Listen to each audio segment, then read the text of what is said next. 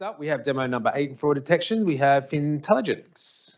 Is it Fintelligence Gen X? I was going to say that. Yeah, okay, Gen X. beautiful. All right, thank you. Thank you. Hello, everyone. We are Intelligence. My name is Abhay. My colleague Kamal is here with us. We are here today to talk about the world of APP fraud and solving that through augmented AI teams. I have two stories to tell you. One is about the APP fraud. We understand that this is costing the industry hundreds of millions annually, but the other story is about an augmented AI team and that approach to solving this problem. Again, these numbers are well known. First half of 2023, 580 million reported stolen, 230 million reported lost. This year, we have some action, additional action from the regulator with the mandatory liability scheme, hopefully kicking off in October. The other story about a hyper augmented team. Hyper is an agent-based team augmentation technology that can do the grunt work in building financial services grade products, production grade solutions. Hyper can create APIs, partition data sets, synthesize data. It can train and fine tune models and perform a lot of the foundational work in building robust solutions. This helps us accelerate our solution delivery, and in this case, against financial crime. The battleground, you must have heard about this already. Millions of records, 4 banks, about 20,000 individuals in this data set. So this rich data set allows us to apply advanced and sometimes opaque AI techniques, particularly pre-trained large language models, to create practical, operable, useful solutions. So the team was given a simple mission, develop a solution very quickly to use your solution for real-time payments and transfers. Make sure that it is applied, which is practical, usable, must have explainability about it, evidence-based. So we did this work in the Sandbox using this technique. We tried multiple payment attributes, multiple large language models, and we're able to identify, train, fine-tune a model with 3 billion parameters. That gave us almost 4 nines of accuracy on the data in that. So we were able to decipher the mystery that was in that data set. Provided it was able to process transactions in near real time, 100 to 300 millisecond response times. But our work just isn't about accuracy. It's about also making it useful, practical. So we developed APIs that simplify access to the solution so that easy to use and integrate into your existing ecosystems. The emphasis we also have is on the explainability of these black box techniques. So using advanced semantic and vector search techniques, providing a crucial layer of transparency. So making these algorithms more accessible and understandable. This is the Sandbox UI for the Jupyter UI that many of you seen. So one of these scenarios is the advanced fee delivery customs scam. We know that the models perform well, so this one's being classified using an API format to say yes, this is a fraud, true, positive.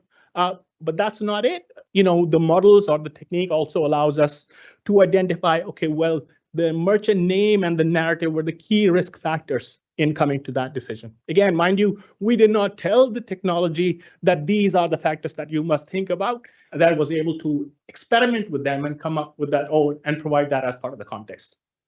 Additional information about similar transactions, which further strengthen the story that this is a fraud.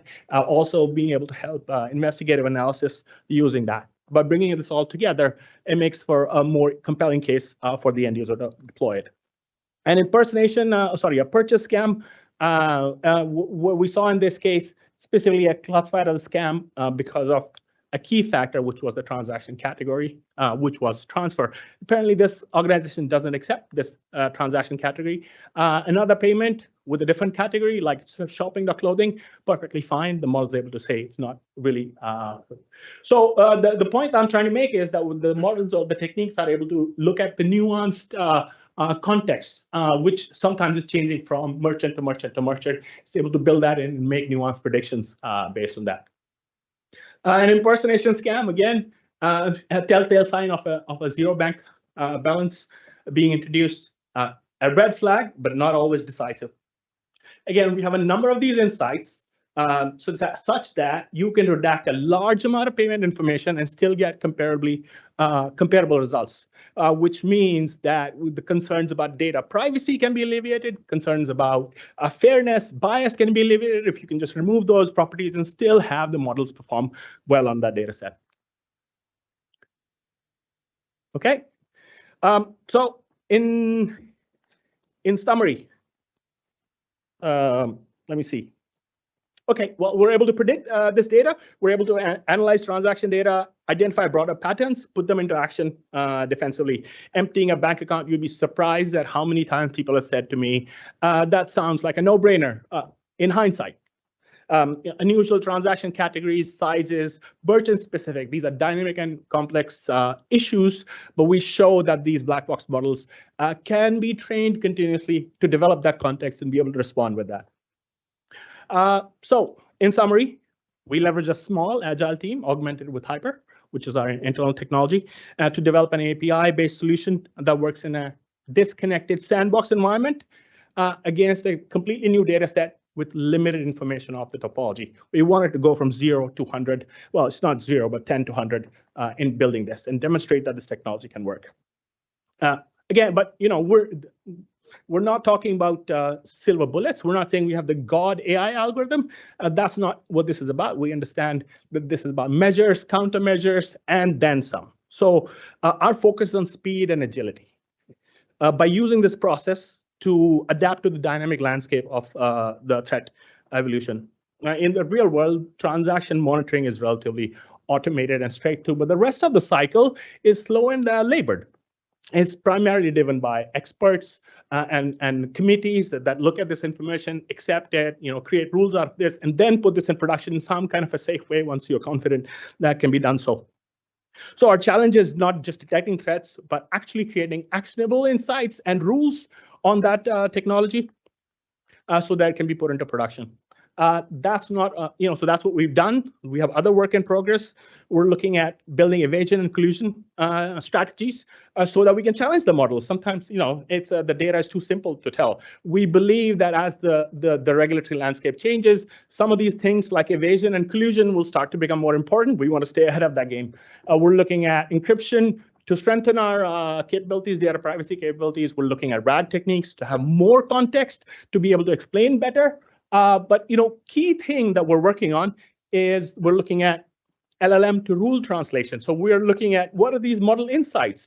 If we have learned something from this, can we put them into an executable rules technology? So if your organization is not comfortable putting an AI model live into production, well, hey, we can translate this into natural language rules for you and executable rules in a technology safer rules. So if you have existing technology that leverages that, you can simply take these rules and put them into production until you're maybe more comfortable with using AI models in production.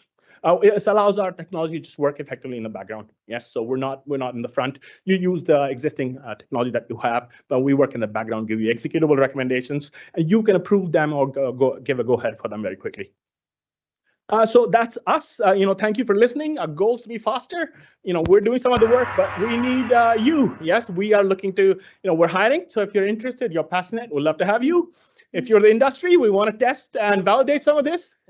No more hiring past the gong. That's a rule I just made up. Great, thank you. Do we have any questions in the audience? I'm just joking, by the way. You can go out and you can give your business cards and you can do your plug on hiring out there. Shirley, we've got a question from the audience, or do we have anything online?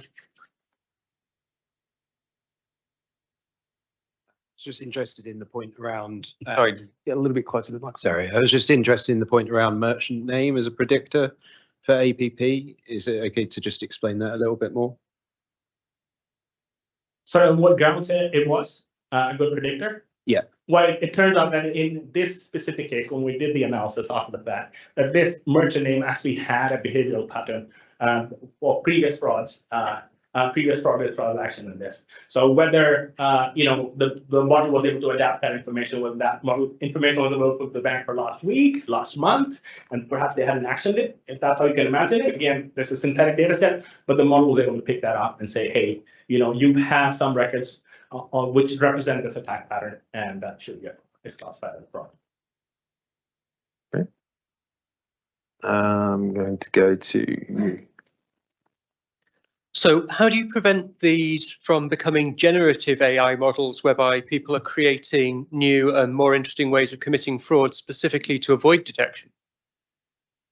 Well, I think that we're not. I think the idea is that we have to collaborate in ways that we can be faster and better. We already can imagine that people are going to use these models to do better frauds, and that's why we talk about evasion techniques. We have to be one step ahead of the game and anticipate what kind of evasion techniques that these attackers will like to perpetrate, and how can we be prepared with solutions in advance of that, and how can we even detect potential evasion. So that's an area of future work for us. Okay.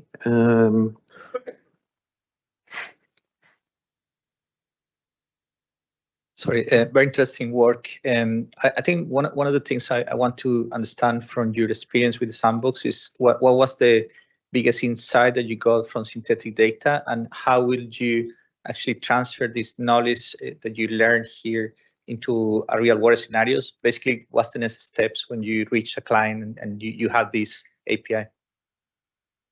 I think I will not say insight, but what I'll say one of the key objectives for us was to apply this technique and understand the data, because we know that the synthetic data is simulated. So could we, without knowledge of how this data was created, actually understand the attack patterns that the developers of the simulation have put in place?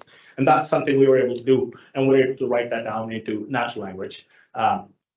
There's some variations there. For example, we saw that in some of the frauds that were being created, the category was being misunderstood, which is that an impersonation scam for bank was being confused with an impersonation scam, police.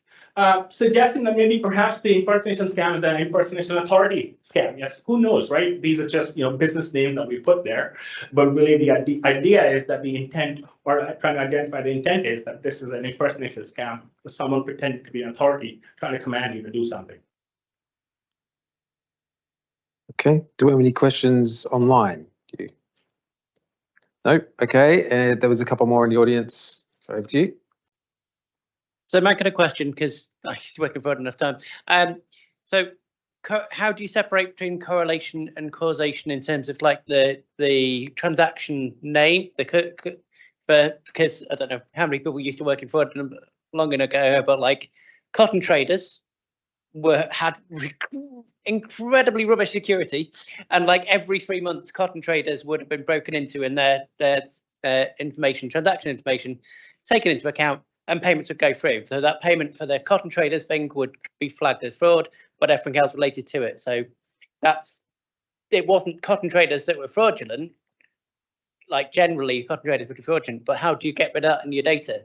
How do you, when you're looking at an AI rather than a human who knows the news and kind of has taken in the fraud relations? Yeah, I think that's a very good question. It's something that we struggle with as well. So our approach to this is to be able to run significantly larger models that can help inform this decision. We see this issue. So what we're seeing is that in the real time, the models designed for real-time responses, they're limited in their understanding of this. But if we look at models that are significantly larger, 30, 50 billion, 70 billion parameters, they're having better results. That is part of our work, and we're trying to see if we can use that information to train the models for real-time scenarios. But work in progress. But yeah, a tough problem to solve. Yes. Great. Thank you. We're out of time for questions, but again, if you have any, please feel free to speak to FintelligenX. Got it right this time in the next break. So thank you very much. Thank you.